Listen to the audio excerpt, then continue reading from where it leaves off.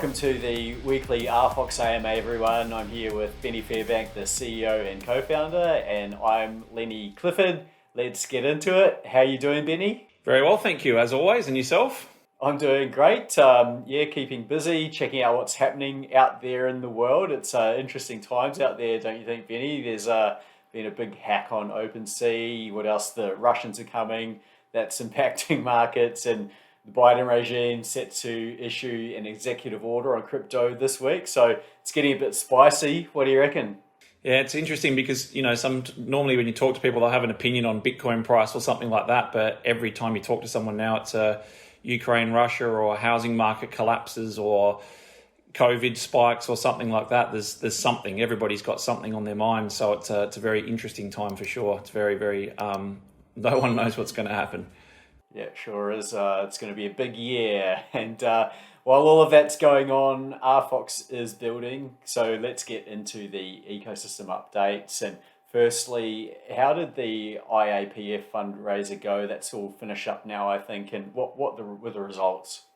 Yeah, so the results, I think they were just shy of 70K. And I mean, in this type of a down market, it's probably to be expected, but obviously that's for charity, so it's for a very good cause. So we were very happy to partner with a company that stands for so much good and tries to do so much good in the world. So we were very happy to partner with them and work with them.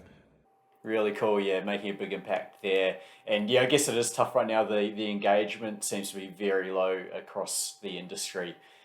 And looking at Cog Slam, that's doing well on user growth. What are the details there?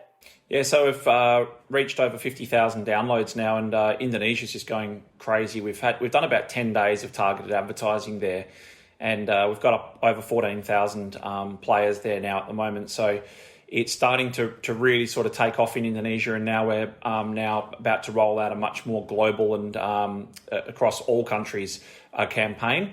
We're in 175 plus countries for Android now, so that's obviously a pretty growing list, and the numbers are pretty indicative. If you look at some of the ones that have really exploded over the last year or so, they've been around the 40,000 downloads at this particular point in time. So to hit around that 50,000 means that we're on the right track for sure. But Indonesia was definitely a more surprising result than we thought, because it yielded greater results than we would have thought. Okay, sure. And are there any countries in Southeast Asia at the moment that aren't rolled out with Cog Slam? So most countries are rolled out. Some countries have different conditions, languages, and all the rest of it. So we have to do targeted advertising campaigns to really get full force and traction there. But ultimately, the English-speaking ones take off pretty well. And then in the countries like the Philippines, which is very obviously heavily focused on English, they do very well always. But Indonesia's outstripping Philippines at the moment by quite a considerable amount. I think the play to earn narrative's really taken off there. And going back to your previous point about a down market, this is the time that these types of play to earn games thrive, especially in those regions. So I think the Southeast Asian region will be keen to give you some granular updates over the coming weeks, but it looks like the Southeast Asian region will really be the ones that sort of sink their teeth into this the most. Sure, and also surprising about Indonesia, I believe the government had some sort of ban on crypto late last year. Yeah, I think we've talked to some of the major wallet providers there, and some of them provide fiat and crypto, and they sort of flit backwards and forwards, and they sort of say that there's no real clear steer on a lot of this stuff. And I think it's the same for most countries. So it's a pretty much a play by each day type of a scenario for all of these types of games, but we're about to add a couple more games in the next few months as well. So it's going to get very interesting when the audience grows, and you've got you're going into many different countries with hugely different regulations.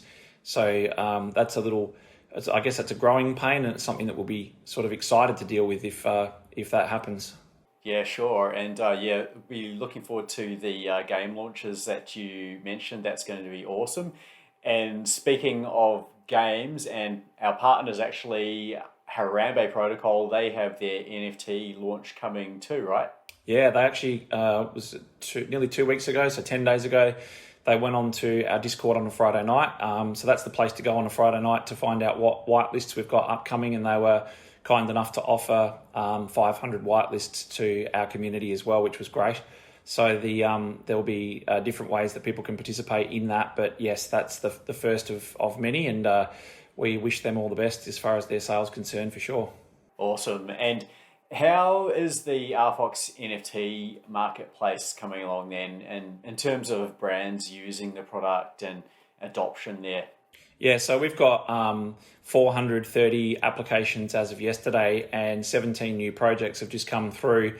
So what we're doing is we'll go through a vetting process, and we'll work out which ones we think have the most potential for grants. So anyone can effectively launch later, but we're primarily looking for the people that we'd give grants to that are going to sort of give back to the RFox community as well. And then what we'll do is put that out to a public voting system to see which ones should be the ones that receive the actual grants from us. So it's exciting to have that many type of applications and registrations, and then also to have 17 new projects come in is also a very good sign. Plus, we've also got the ones that we know are bubbling away below the surface that have been in production for 3-4 months that are getting closer and closer to launch as well.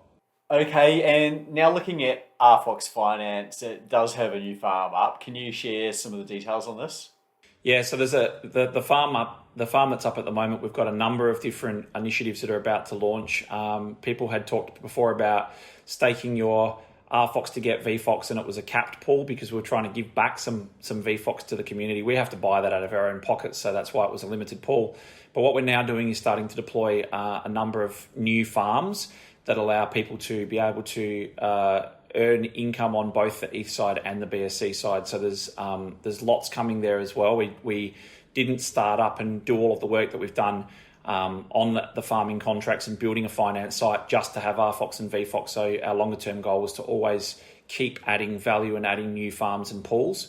So keep your eye on the socials for the new pools being introduced. But that's something that we're very heavily focused on in the background, is providing that ongoing value. And as I said, that's a theme for this year.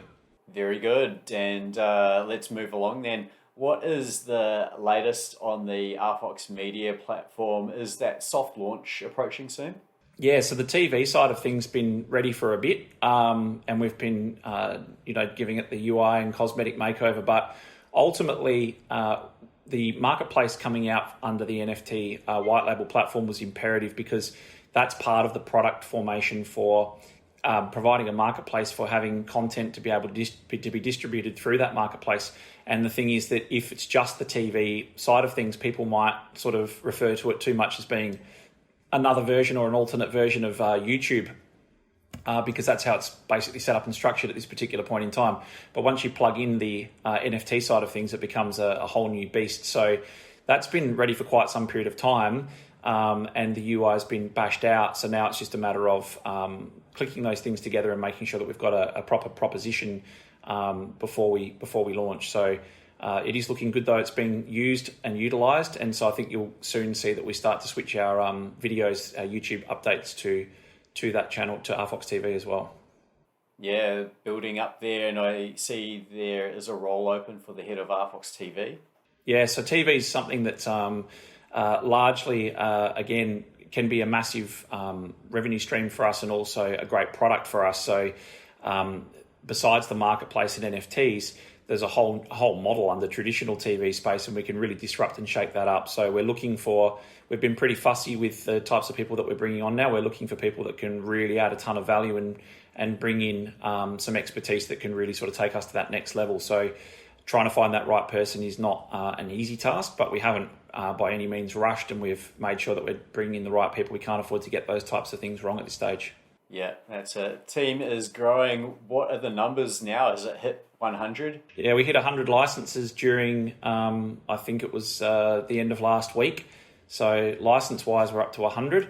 So that's pretty scary, considering what were we, about 12 about a year ago. So it's a pretty massive growth, and we're focused heavily internally on making sure that the communications and that the team's very connected, leveraging off of each other, and most importantly, understanding what each other's doing and how their piece fits into the overall equation. Because when you've got that many people coming in remotely from different countries with different language backgrounds and different cultures, it's extremely interesting to then bring them into such a complicated ecosystem and try to say, right, this is what you do, but this is what we have, and this is how it all fits together. So we've been refining our materials. We've been bringing in lots of internal speakers. We're about to do masterclasses. We do lots of new training and development types of things by, again, bringing in people that have done it before, doing AMAs, and giving people exposure to people outside of us that have actually done it before, that are in our network.